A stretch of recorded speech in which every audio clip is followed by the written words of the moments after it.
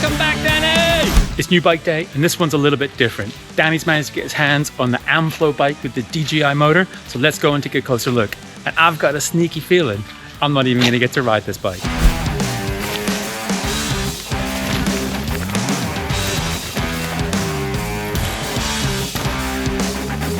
Unless you've been living under a rock, you'll have heard of the Amflow with the DJI motor.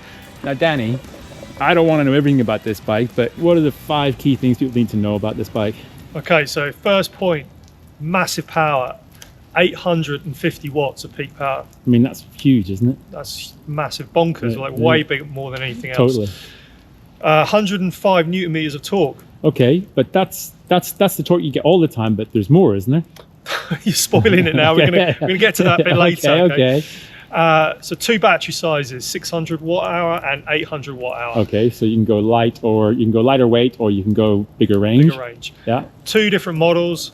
There's one entry level price point is 5,999, and then the high end build is 8,999. Okay. And if you wanna, those both come with the big battery, the full 800 watt hour. If you want to spec the smaller battery on the high end model, you save a few quid. How much does this bike weigh?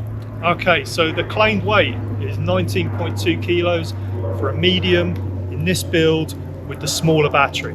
Now, we made a whole video on how brands cheat their headline weights, and I've noticed this bike's actually got a EXO case in front tire, and that's a little bit of weight saving, but I think we should get this bike back to the van, get it on the scales, and find out actually exactly how much it weighs. Yes, let's do it. Cool. Okay, Danny, so moment of truth. Let's get this bike on the scale, see what it actually weighs. Yeah, go for it. Just under 20.6. Yeah, wow, pretty impressive. And that's 100% stock, right? Yeah, and that is the large frame, and the weights they quote are for the medium, so we're going to add a bit of weight there. Yeah. And that's got the bigger 800 watt hour battery in it as well. Has this made my SLE bike test I've been working on for the last 3 months a complete waste of time? Well, let's go and find out, right?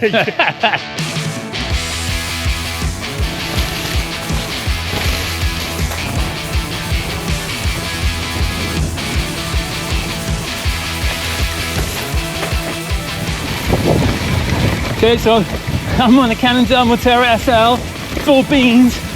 Danny, he's a bit lighter than me, but he's definitely pulling away and I'm struggling there. Oh, flipping out, Danny's in boost mode and he is gone. Absolutely gone. I'm not even gonna bother trying.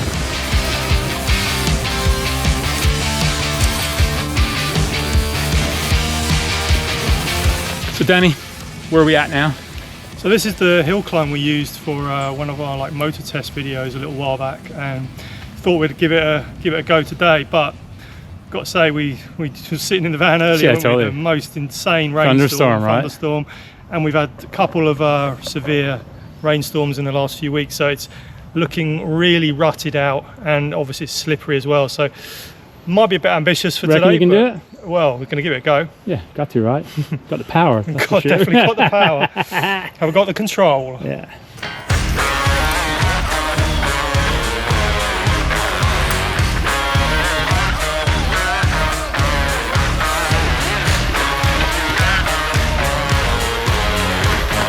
Oh, so close. The most impressive thing I think on that is that starting off, I'm already on a steep slope, and even with a super low cadence, it's given me so much torque, so I can kind of control my slow cadence. So as soon as you start spinning, then it's really hard to keep your front wheel going where you want to and stuff. So being able to have that control with the power is really impressive.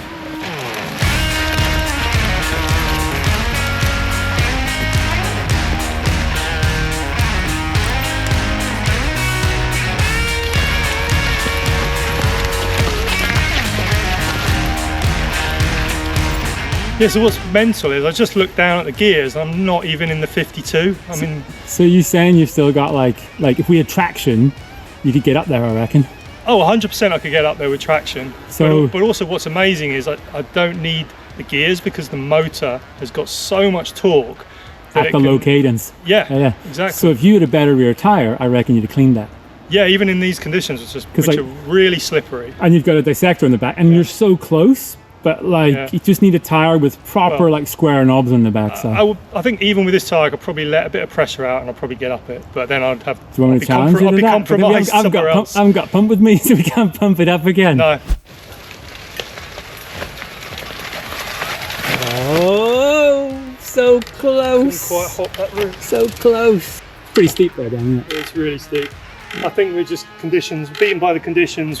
The rain earlier has just made it slippery, made the gully kind of just eroded out. So I think, yeah, the bike can do it. I think it's the rider that's at fault. It's a tire.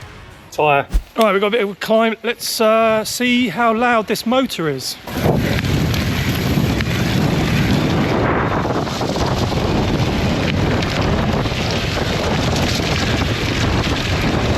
I couldn't hear it or feel any chatter or noise or vibration from the motor through there, cool, so no rattle. Really cool. Yeah, it's pretty rooty down there too, and at the top. Yeah, it's all like, yeah, it's if anything's going to make it rattle, it's that. So yeah, I was 100% right. I got on the bike for like 2 seconds, but Danny spent the whole day riding it, and I've been shooting it, so let's see what he thinks about it. So I've got some questions that I want to ask you. First things first, is it quiet? Yeah, I think there is noise from the motor when you're pedaling, obviously up a hill and stuff, but it's it was not as loud as the Shimano motor on the Cannondale that you were riding. The Terra SL I was riding, considering it's putting out way more power, I think it's a totally acceptable volume. And I actually quite like the fact that there's some noise there, because I think if it was silent, it would really freak you out that there was so much power coming. Yeah, maybe. I think I like the really quiet bikes. But what about is there free hub motor rattle, that kind of clack clack clack clack when you go down over roots and stuff? Yeah, when you're coasting, nothing. I couldn't detect anything. So see, I had a look at some of the reviews, Danny, from people that rode the bike at your bike, and we didn't do that because we didn't really consider like the terrain correct for it. And one of the complaints was that there was a bit of rattle from the motor. So have they changed something? Yeah, it sounds like they've responded to feedback already, which is it was only like a couple of months ago, wasn't it? And they've already changed the internals.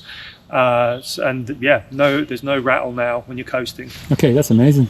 So everybody's talking about the power, the torque, all the kind of metrics that you kind of associate with e-bikes. But what I really want to know is how does it actually ride as a mountain bike? So I think the important thing to say is that it is a trail bike. So when we think about a lot of the full fat e-bikes around, they're built like real sturdy, and they actually feel more like enduro bikes than trail bikes. This feels like a trail bike.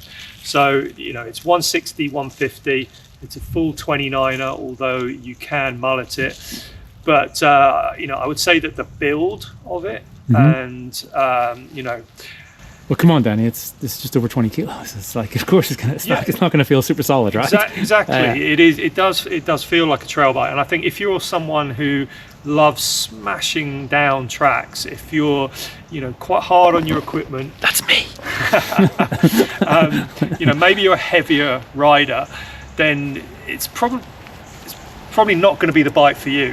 I think the flip side of that is, though, if you are a lighter rider, if you're very skillful, you're precise, you ride light on the bike, there is no reason why you couldn't go like smashing down enduro tracks on this. But you're going to find the limitations. So I think you just got to have that in mind when you're thinking about this, because you get caught up in all the power and everything, and this is not all about the power. There is another angle to this, and that's really important. The thing is, it is actually all about the power, because Danny Pippin rode away from me like a maniac up the climb, and I couldn't keep up.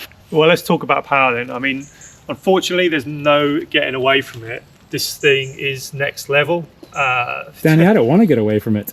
I'm embracing it. You won't, and it's so addictive. Once you're on it, I mean, you just can't help pressing that boost button and just giggling up climbs. You're starting off at 105 Newton meters of torque, 850 watts, and then when you hit that boost button, it's 1,000 watts peak power and 120 Newton meters.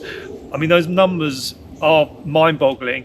When you put them on the trail, you're just like, this is ridiculous, absolutely ridiculous. So now I was filming Danny like getting up like this really steep trail that we used to test like the full powered e-bikes 2 years ago, but like it was super wet, it was rutted out, and he almost made it. So Danny, all that power is nothing without control. How did the control feel? The control is impressive as well, because I think the important thing is that you can the torque low down in the rev range is really impressive. So you've still got lots of torque, like when your cadence drops when you're on a steep climb and you haven't. I mean, God, we're not even getting into this. You didn't even use all the gears on the climb, did you? Well, that is the thing. So one of the laps that I was doing, I realised when I started pedaling up the climb afterwards, I hadn't changed gear. I didn't change gear for the whole lap. It was almost like I could probably get away with 3 gears on this bike. Hold on, so you think if we mulleted it, single speeded it, we could probably get it down to about like 18 kilos with all that power? Well, yeah, I mean, maybe you wouldn't be worrying about drivetrain wear, you know, right, as a single speed. But I don't think I've ever ridden a bike where I could do that with. So Danny, like, it's got real short cranks on it too, right? I mean, that helps when you've got when you want to keep it spinning. It does, but obviously, like, short cranks don't give you as much torque either. So there's so much torque from the motor, you don't need much torque from your legs at all. So the motor does the torquing, so to speak. I mean, I was trying to run behind you going up that climb with the gimbal, and I was laughing. Yeah, it was insane. Yeah, and obviously, short cranks just give you more clearance as well. So if you're actually trying to pedal up something quite janky, you're just not going to be clipping pedals. Okay, so Danny's just hit on something else that I want to talk about. What about the overrun? Yeah, so I haven't fiddled with the overrun at all. There wasn't a lot of overrun on this, like noticeable overrun, but that's something I think you can change in the app. Yeah, I mean, I've got the Amflow app on my phone, but like I didn't need to use it because I didn't get to ride the bike. but I think it's tunable, right? Oh yeah, 100%. Yeah. And I mean, if you want to like change the displays, do all that stuff, there's lots you can do with this bike, right? Yeah, we didn't even scratch the surface. So these new bike day videos, they're not a test. It's just 1 day or 2 days on a bike. You get it set up, you get a feel for it. And really, so what I want to know from Danny is, like, I want to know like the overall feel of the bike, what it was like, not just a bit about the motor or the suspension or the jump. Just as a package is what I'm interested in. So as a package, I mean, I've been riding a lot of heavy hitting enduro e-bikes recently. And this is not that bike. This is not that type of bike for that type of riding. But the motor and the battery, they're heavy hitting then. They are full heavyweight champions of the world. Like it's really going to be hard to give this back and then get on anything else now. And you're going to be missing out. The first hit was free. Yeah, I think that's the big takeaway from this. It's a trail bike, but it's got muscle. You know, it's a muscle. It's a muscle bike. That's a good one. Yeah, it's got muscle. So Danny's clearly been impressed with his first ride on the Amflow bike. I've not had a chance to ride it yet, but we're going to be getting one of these in test, and I'm not sure we're going to go for the 6,000 pound bike or the more expensive one, but whatever test it goes in, all the other manufacturers, they better watch out.